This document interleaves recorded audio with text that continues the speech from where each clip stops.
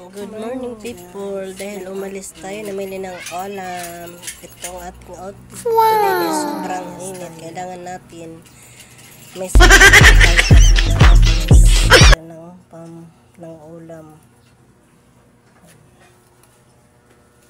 Yan ang aking outfit. Hinihingal pa ako. Nakakapagod guys, maglabas-labas na sobrang init. Tapos Biyernes Santo pa. Hindi pwede tayong hindi lumabas kasi wala na naman tayong ulam. Kagabi wala kaming ulam, nag-noodles lang.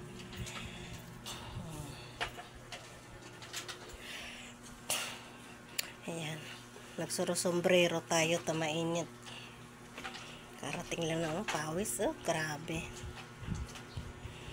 Grabe ka pawis guys. Bili tayo ng ulam para kahit papano may pang ulam tayong stock.